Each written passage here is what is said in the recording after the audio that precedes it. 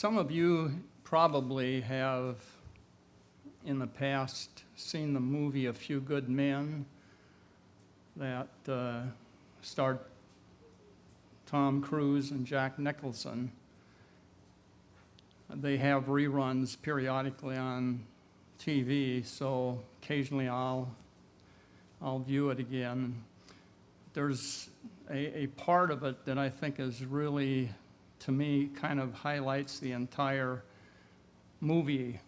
Tom Cruise is a Navy lieutenant who's trying his first major case. And in this case, two of the Marines in a particular company were accused of giving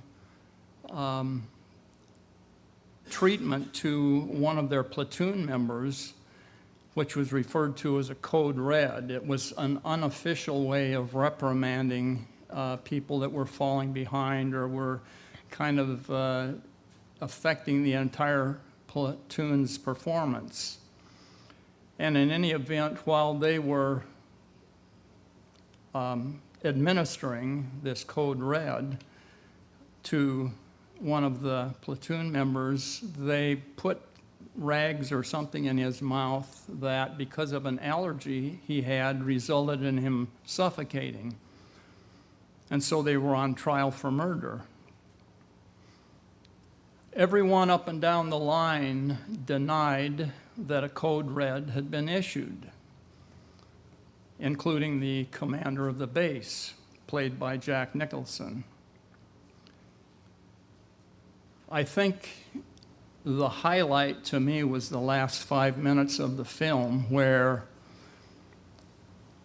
Tom has requested that Jack Nicholson be a witness, so he's flown all the way from Cuba to appear on the stand. And at first he outsmarts Tom under heavy pressure and being unnerved by being caught in a lie that he made. He finally excuses his behavior as being necessary for national defense. Tom, upon hearing this, gets up closely and quietly said, "Did you order the code red?" And Jack responds, "I did what I needed to do to defend our country." "Did you order the code red?" And you could see he was just bristling because he felt insulted by this whole line of question. And he said, "You're blankety blank right, I did." Which, of course, ended up in that admission of guilt ended up in his subsequent arrest, because that was something that should not have happened. I mean, it was an unofficial method of punishing, but watching Tom elicit that final admission and the crescendo of emotions leading up to that and his subsequent arrest, to me, were the highlight of the movie. His pride, Jack's pride, led to his downfall. There is a lot of esprit de corps in the Marine Corps, and there are a lot of, when you watch Marines as they walk or stand at attention, they're very proud, and that's something that they've learned.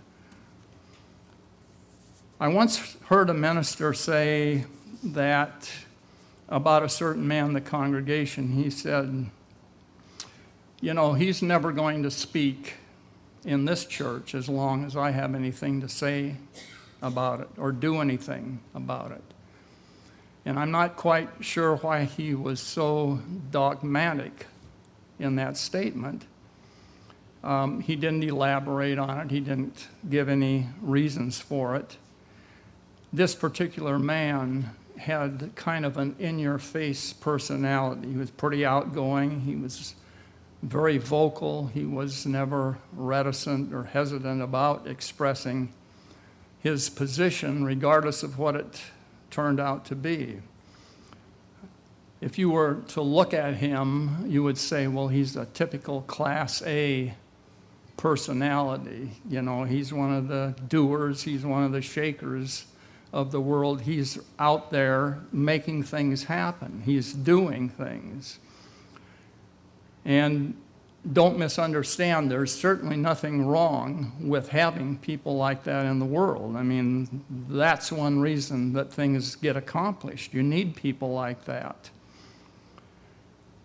However, in his case, he was so intractable that when it came to an opinion, it was kind of like it's my way or the highway. And that was his approach to everything. And that came to, or became a problem, especially when he became openly critical of the minister. You can't have that kind of thing happen in a congregation. And it was very sad to see his talent that he had going unused because of his pride, because he was proud. And I'm sure that someone at some point had taken him aside and had discussed this with him and pointed it out, but for whatever the reason, he chose to ignore it. How many people do you know who have let pride ruin either a relationship or a career? How many bright careers have been scuttled before they ever got off the ground because of some kind of unwarranted pride? Maybe this has even happened to you. You know, I think we've all seen examples of this in the workplace. I know I certainly have. A number of years ago, a person who reported to me was kind of a loose cannon in a way. He would visit a branch away from the main office, and it was always rather questionable as to what he was doing while he was there. He was presumably out generating new business. However, the only problem was we never saw any of the new business come in. And there was a rumor that he was involved in doing his own real estate or working on his own real estate. It's been quite a while ago, so I don't remember exactly how that was verified. But at some point, and he was pretty sloppy about the way he worked. That was just kind of his persona. One day I found a very large check on his desk that had been sitting there uncashed for over a month. One of the customers had given him this money to invest. And if you look at the value and what the CPI is today, from that date, it was probably worth somewhere in the equivalent of $600,000. Now, if you look at interest rates today, that may not yield a significant amount, but back at that time, even a 4 or 5% rate of interest was a significant amount for that. And the problem with that was we were fiduciaries. We were held to a higher standard because we were investing people's money. We held ourselves out to be professionals, and here he was conducting his business on a very, very sloppy and unprofessional way. He was the first person I ever fired. Fortunately, over my career, there have only been 2 or 3, but he was the first. He was a man about my age. He had a young family, and I worried about doing this the entire week before it happened. What's he going to do? He's got a family to provide for. And, maybe we can work with him and maybe change him or straighten him out. However, enough time had elapsed, I could see that just wasn't going to happen. So finally, Friday night of that week, I had to let him go. And it was a difficult thing. It was a hard thing for me to do, but it was the right thing to do. And here again, this man's pride prevented him from listening to what others had to say and from paying attention to some of the things he should do. He was doing his own thing. Unfortunately, his own thing ended up in him losing his job. And at that particular time, fortunately in the Seattle area, it wasn't a time when there was a lack of employment, and he very soon got a job working in a real estate company, which is probably where he should have been to start with. Turn to Proverbs 11, verse 2. Proverbs 11, verse 2. When pride cometh, then cometh shame, but with the lowly is wisdom. You see someone who is proud about something, I'll guarantee you, if that is not corrected at some point, there's going to be shame associated with and attached to that person's life. But with the lowly is wisdom. If you want to be wise, then you look at what's going on when it comes to being proud. If you're lowly and humble, that's what God says is being wise. Let's look at how pride affected one man's life and see what lesson we can derive from looking at it. Turn to 2 Chronicles chapter 26. 2 Chronicles chapter 26. And I'm going to be starting in verse 1.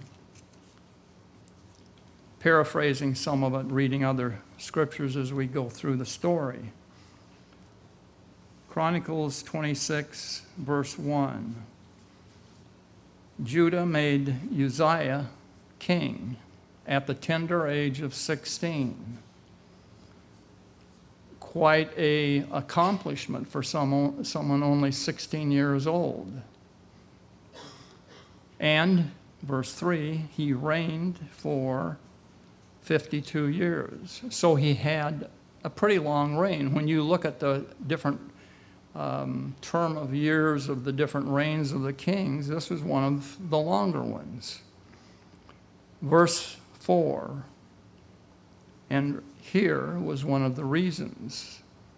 And he did that which was right in the sight of the Eternal, according to all that his father Amaziah did.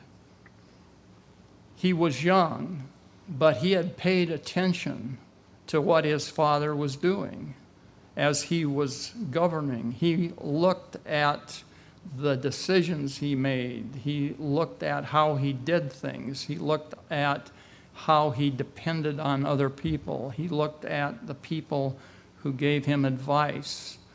And because of this, because he'd had a good template against which to base his own method of ruling, he did well.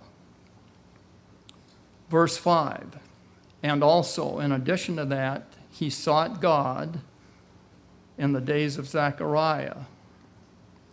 Zechariah, it says, had an understanding in the visions of God, and so he not only had paid attention to his father and what he did, but he also paid attention to the people his father had used, the people that he relied upon. And so he sought out Zechariah.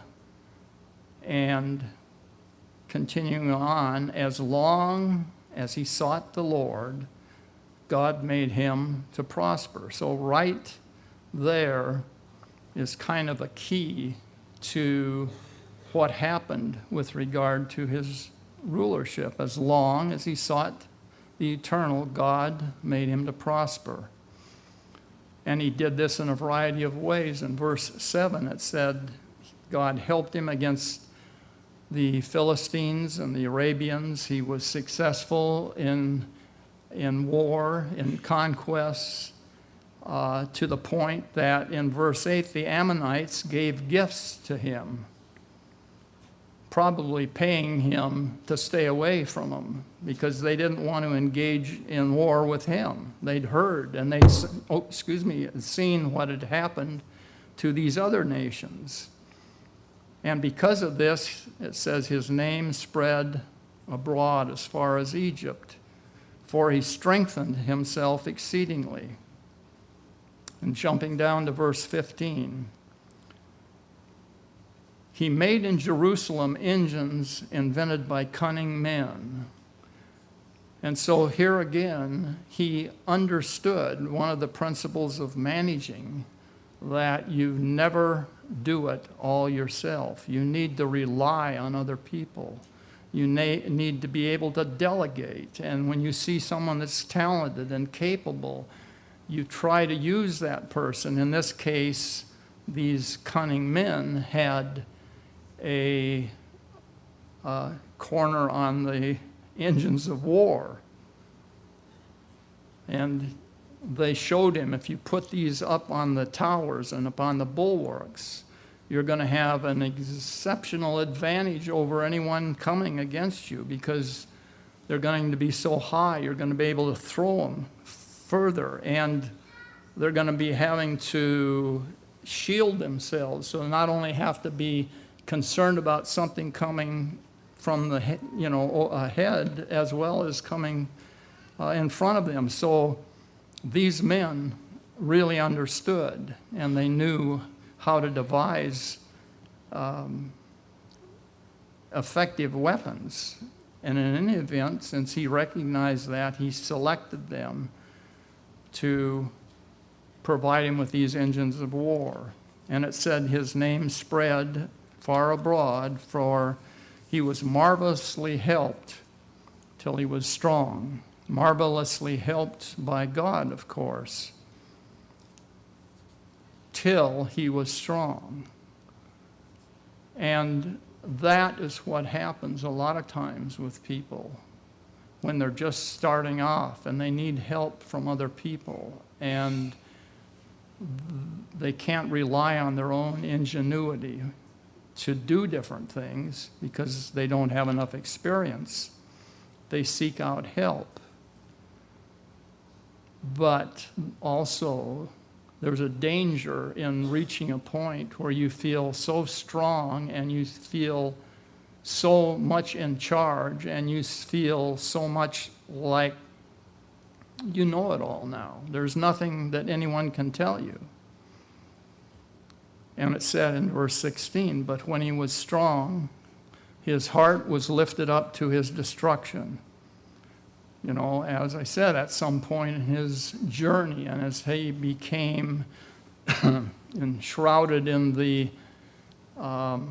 with the sweet smell of success, he no longer probably conferred with Zechariah and God as well, and became more reliant on his own strength and his own wisdom, even though all of the blessings that he had received up until this point in time were derived directly from God, and for which he should have been giving thanks to him. But instead, he transgressed against the Lord his God and went into the temple to burn incense upon the altar. And of course, here he was a functioning king. You know, we're called to be kings and priests. But there's a distinction between what a king does and what a priest does. And God had made that very clear. The priests had certain things they did, the rulers did other things. In verse 18, Uzziah tried to burn incense to God, even though he was warned it was the priest's duty. And in verse 19 to 20, he got mad at the priests, and leprosy appeared on his forehead. And as a result, he was removed from the temple because the Lord had smitten him. And in verse 21 through 23, he was a leper until the date of his death. Lived in a separate house, set aside for lepers, totally cut off from the house of the Lord. And if you look at his life, his rather dramatic and illustrious career fizzled at the end just like a shooting star. It has this great burst of light and energy, and then it just kind of fizzles out. And that was what happened with him. He died an ignominious death, succumbing to the pride of his accomplishments. Look at everything that I've done. I've got the stature now to be able to do what the priests do. That was the thought that ran through his mind. Turn to Proverbs 6, verse 18. A very well-known verse. You may know it by heart, but if you don't know it by heart, you certainly know the verse, Proverbs 6, verse 18, where we're told, pride goes before destruction, and a haughty spirit before a fall. You see someone that is proud, somewhere down the line, there's going to be a fall. Can't guarantee when or where it's going to come from, but that's what God says. Pride goes before destruction, and a haughty spirit before a fall. Spiritual pride can be very dangerous. A good example of this is found in the parable of the Pharisee and the tax collector. Turn over to Luke 18, verse 9. Luke 18 and verse 9. And he spake this parable unto certain which trusted in themselves that they were righteous and despised others. Verse 10. 2 men went up into the temple to pray, the one a Pharisee and the other a publican or a tax collector. Verse 11, the Pharisee stood and prayed thus within himself. God, I really thank you that I'm not as other men are. I'm not like Mr. White. You know, he's sitting over here in the second row, just a few seats ahead of me. But, you know, he's an extortioner. I heard that he is blackmailing someone because of something that he found out that he did. And I'm not unjust like Mr. So-and-so over here, over to the side on my left. I just heard he foreclosed on 2 widows this last week and kicked them out of their homes. Or I'm not like Mr. Z in back of me, who I know is seeing someone else's wife, adulterers. Or even as this guy sitting on the very last row of the temple, on the very back, with his head bowed. This tax collector, why do you even allow him in here? You know, the tax collector is there at the very bottom of the food chain. The Pharisees' focus was not on God at all in this conversation, but on his goodness, as we'll see in the next verse, and others' weaknesses. Verse 12, you know, I'm really great. Do you know that I fast twice in a week? And you know for a fact, I know there are people in this congregation that fast once a year on the Day of Atonement, and sometimes maybe not even then. But twice a week times 52, 104, count them. I'm really great. And incidentally, last year I gave $157,000 to the work. There was kind of a loophole in the tax code, and it just came up last year, and so I was able to use it to pay that to the work. Boy, I'm really great because I give my tithes and I give my offerings.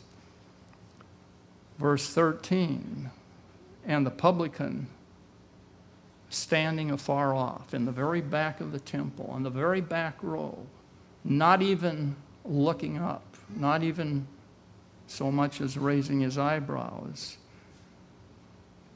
would not lift them up, his eyes unto heaven, but smote on his breast, saying, God, be merciful to me, a sinner.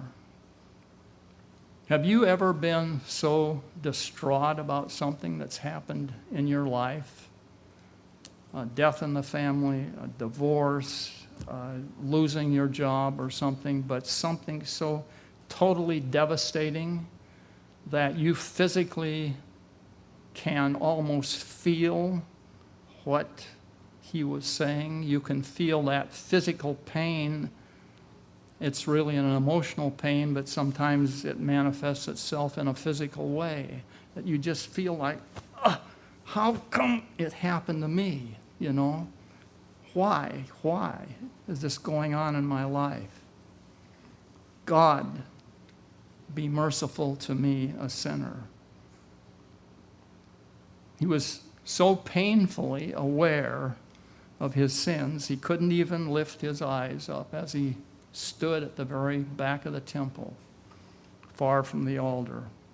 Verse 14, Christ said, I tell you, this man went down to his house justified rather than the other.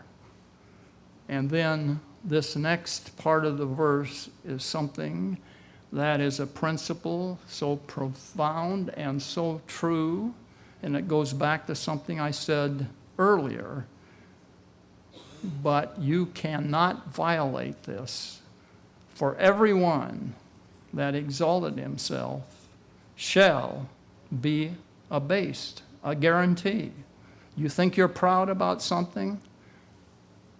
Wait. I'm not saying when it'll happen or how it'll happen, but Christ says everyone shall be abased that does this, that exalts themselves. On the other hand, conversely,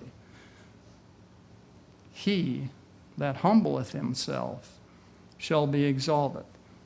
He's serving quietly in the background, and maybe you never notice him because he's not out there. He's not the class A like the man I described a little earlier. But he's very effective. He's very efficient. He gets things done. Never says anything about it to anyone. He just does his job.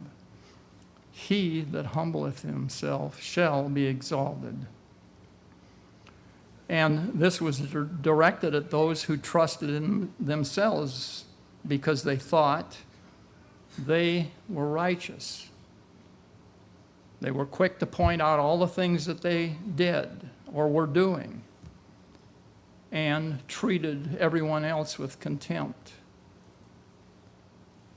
Like I pointed out, this Pharisee sat in his congregation and he could pinpoint who was doing what. This is an example of spiritual pride. It can affect us all. It can affect members. It can affect church leaders. However, it's pride that's camouflaged as religion, but in reality, it's giving religion a bad rap, or Christianity a bad rap. I think we all know that the apostles were infected with pride because they discussed quite openly among themselves who was the greatest.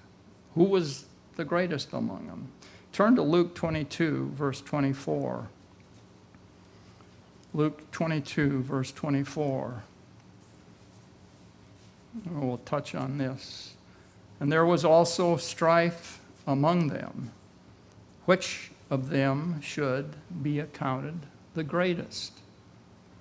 They weren't too concerned about the people that they were serving to, presumably, but they were sitting around comparing themselves and saying, well, you know, I think I should be doing this. I'm pretty good. And someone else says, well, you may be good, but I think I'm a little better. I'm not quite sure the tenor or how the conversation went. It reminds me a little bit, though, of Muhammad Ali, the great professional boxer, who, when he began, went by the name of Cassius Clay. And many of you who are a little older might remember the diatribes he'd go through. He'd say, I'm the greatest, I'm the greatest, I'm the greatest. And people thought that in some respects he did that to intimidate the boxers, his opponents. And psychologically, that probably entered into that. But the reality was, as proved by his boxing career, he was one of the greatest. It just shows that if the apostles struggled with this concept of who was going to be the greatest, then it's apparent that we, every one of us in this room, are susceptible to those same pulls as well. Go to Proverbs again. Proverbs 8, verse 13. Proverbs 8 and verse 13. The fear of the Lord is to hate evil,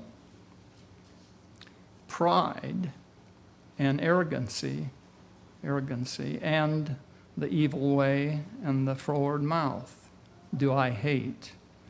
You notice pride is right there behind evil, and arrogancy follows right behind as well. Why is pride listed there, and why is it so bad? Why is pride so evil? The essence of it, if you look at it, pride is self-worship, where you're giving yourself the credit for something that God has accomplished in us. I mean, we're giving ourselves that credit when, in fact, the credit should go to God. Everything that we do in this life is possible only because God helps us. Everything. You've got your own native ability, the genes and chromosomes you were born with. That certainly enters in. But who put that mixture together? It wasn't you. Someone will say, well, is it wrong to feel pride in a job well done? Yes and no. I'd say yes if it goes to our heads and we have to call attention to how well we've done it. You know, if pride blinds us to where we think we have no need of God, like what happened to Uzziah, then yes, it is very wrong. On the other hand, it's not wrong if we have used God's laws in achieving whatever success it is we have, whether it be in our career or in other ways. If we acknowledge to ourselves that it was because of God's help, because of His principles, the way we use them in our lives, and that because of doing that, we were able to complete what we set out to accomplish. There's certainly nothing wrong in being proud of that. But you have to remember where you're giving the credit. 2 Buddhist monks returned to their monastery after the rains, and they, on the way back, reached a river that was swollen with water, turbulent water. And in front of them on the banks was an extremely beautiful lady dressed in a delicate silk kimono. She was very distressed because of the fact she was unable to cross the river by herself. So without a second thought, the older monk swoops her into his arms, wades out into the water, crosses the river, and deposits her on the other side. And the 2 monks continue on their way in silence. 5 hours later, as they reach their destination, the younger monk, fuming, absolutely fuming under his breath, bursts out, "How could you do it? You touched a woman, and you know we're not allowed to do that." The older monk replied, "You know, I put her down 5 hours ago, but you are still carrying her with you."